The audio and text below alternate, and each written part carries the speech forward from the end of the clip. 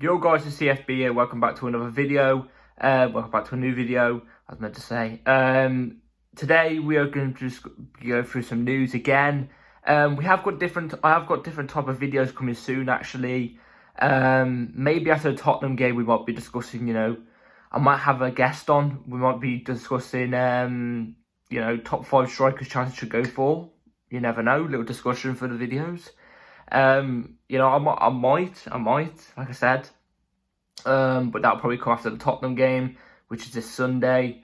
But yeah, before we get into the little news that has been going about recently, like and subscribe, hit the bell notification when so you're notified every time I upload.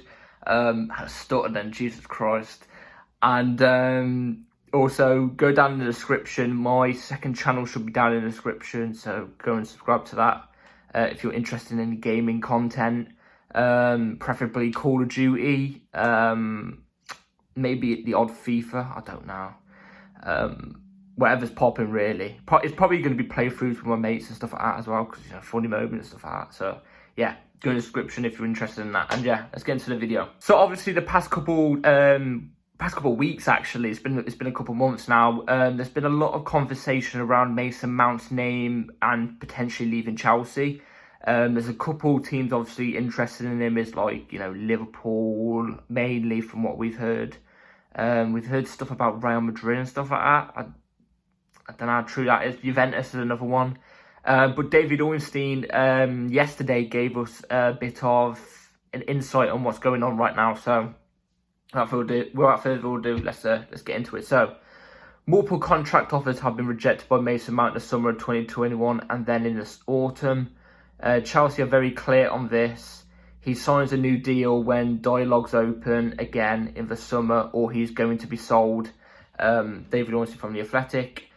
And also, Simon Johnson, who's very reliable around the Chelsea space, said this about Mason Mount. This was shortly after. I'd be very concerned if I was a Chelsea fan that Mason Mount won't be a Chelsea player next season. Length of contracts is a big issue. The owners want players on 6, 7, 8 year deals. Mount does not want to stay that long. Cobham's finest. You know what I mean? I was just joking, by the way. I love Mace. I do like Mace, but he's really underperforming this season. And I've got to be honest, if he doesn't want to stay, then he doesn't want to sign a contract, then he can go. He's not been... Last season, I've said this a couple of times, last season his GA, goal and assist ratio, was amazing. It was great. But apart from Norwich, a couple of other mid-table teams, he probably had, I could count on 2 hands, he probably had about 8 really good performances where I looked at him and went, Mason Mount's balling out today. He's only had about 8 of them, and that was last season. Like I said, the GA last year kind of covered up his performances, because performances were really, really crap. They were pretty crap. Not as bad as this season, but they were pretty crap. The Mason Mount the season before and the first season he came in, the performances were brilliant. The GA wasn't high, but it wasn't low either. But they were great. Do you know what I mean? It was a good balance. And then last year he had a really high GA, but his performances were poor. This year he's got low GA and really, really poor performances. The GA is not covering up for his performances now, and people are starting to see what I was saying about, I think Cho is more beneficial to the Chelsea side than Mason Mount. I'm not even kidding. I think that isn't even, I don't think that should really be a debate. I think Cho was great. It's just his GA was really, really low. I was having a couple of discussions with Mason Mount fans all over Twitter. You know what they like. You know what they're like already. And I was saying last year, if I had to pick between Mason Mount and Cho, I'm choosing Cho. He creates more. He does more for the team, I think. But yeah, I guess, okay. But he has been really, really below par. There's obviously Liverpool have been sniffing about.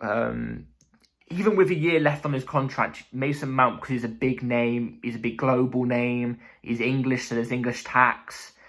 Even with a year on his contract, we could probably still get about 45 million for him, and he's been below par. We could probably still get in between about, I think, 35 to 50 million for him, and that's not even me joking.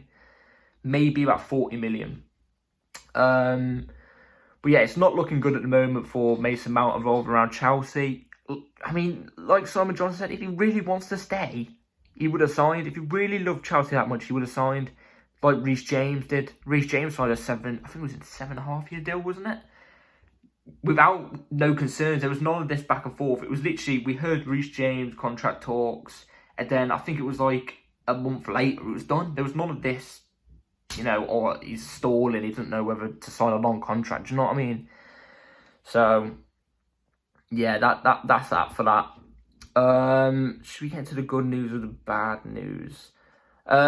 No, actually, there's no bad news. So we're gonna get into the next bit of serious news. This came out yesterday from Nizar Kinsella, which I think today was debunked a little bit, but from what I've heard, but they were from unreliable guys, whereas Nizar's reliable, but not that much anymore. So this is what Nizar said. So Chelsea new technical director Christopher Vivol led a emergency meeting with Graham Potter and his staff on Tuesday to address how their season is unravelling. Then you got that wrong. Crisis talks were called at the club's Cobham training ground. Now, if you don't know how Chelsea's structure goes, like in terms of board, there's obviously Bowley and Eghbali, the top guys. Then next is Christopher Vivol. And then next is like 2 other people, and then you got the rest of the club.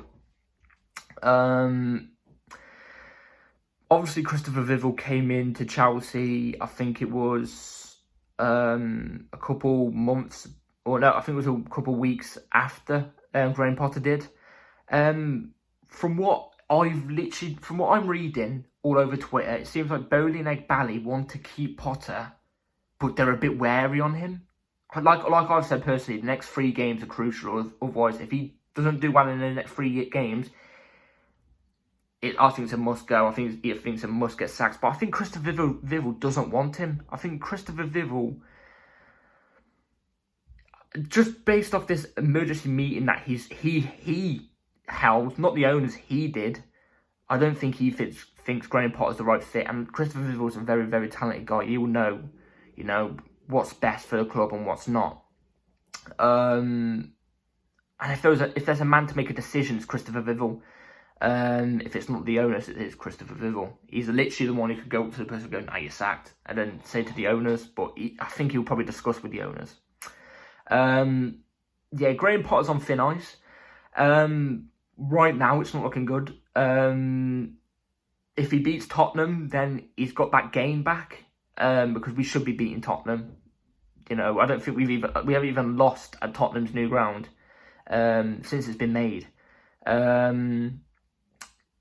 But if Graham Potter loses to Tottenham, I'm not joking when I say this, it could be the most toxic I probably have ever seen Chelsea. Like, in terms of the fan base, like, it could be really, really bad, because losing to Tottenham, there's no exception about that. It could be really bad, especially the thin ice and toxicity, or whatever you call the word, that Graham Potter's on right now with us fans. If he loses to Tottenham, I think the owners might have to be calling something there. If we lose to Leeds, or we draw against Leeds, I mean, if we lose to Tottenham and beat Leeds, yes, it's not going to be as bad as if we draw or lose to Leeds, but it's still going to be not really a gain. But if we go out the Champions League as well, it's done. I think it's done. I think it's a write-off. I've already said this in my videos. I think it would be a write-off. But yeah, Graham Potter's on thin ice, and I think Christopher Vivol was right to call an emergency meeting, really. I think it was right to call it.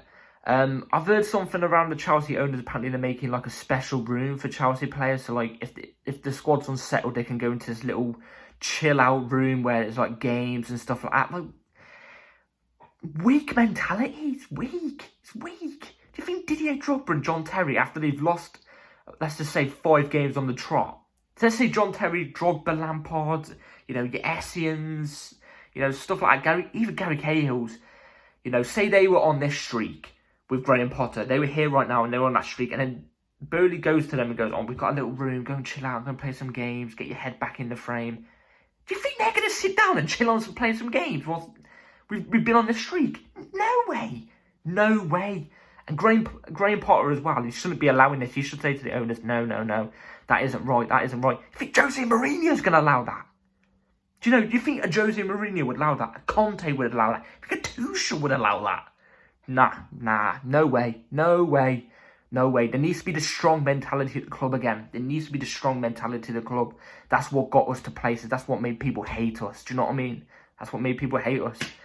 I don't like that whole gaming room thing. I think we should sack that off. It's just a bit weak, man. It's just a bit weak. I don't like it. And then on to the next bit of news from Simon Phillips. Breaking, N'Golo Kante is close to handing Chelsea a huge boost by signing a new contract as he is close to first team return. Chelsea are confident an agreement is now close, and this was from Matt Law. I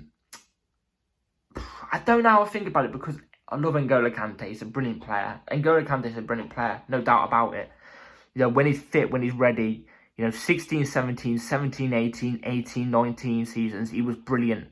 19, 20, he was still good, but he started getting a bit injury prone. 2021, our Champions League campaign, he was excellent. League, he was a bit iffy. Last year, again, bit iffy, very injury prone. And this year, he's only played like 4 or 5 games for us. He's 31 or something like that now. I feel bad for saying this, but I think we should be letting him go on a free. I really do think we should be letting him go on a free and saying thank you for everything you've done for the club. We love you. We respect you. You're a cult hero. But I don't know how I feel about this.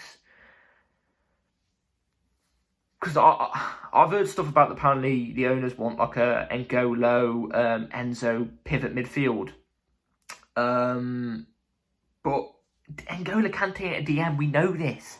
He ain't a DM, he's a box-to-box midfielder. He's the one who plays where an Enzo would play, like, just run around the whole pitch sweeping. Do you know what I mean? He ain't a DM. And we need a DM. Especially Enzo, he needs a DM. I don't think Enzo and N'Golo would cooperate in the same midfield too. Do you know what I mean? Together. Maybe in a midfield 3 and a 4-3-3, N'Golo, Enzo, and then a DM. Maybe that would work, but in a 2 midfield, I can't see it working unless it's against low-level teams like, your Southamptons, Aston Villas. Shouldn't even be called a Southampton low-level team. They beat us 1-0 with no manager. Oh, I can't believe that, I still can't. I wake up every morning, I'm shaking. But, like I said, I think we should be letting him go and going in and getting 2 DMs.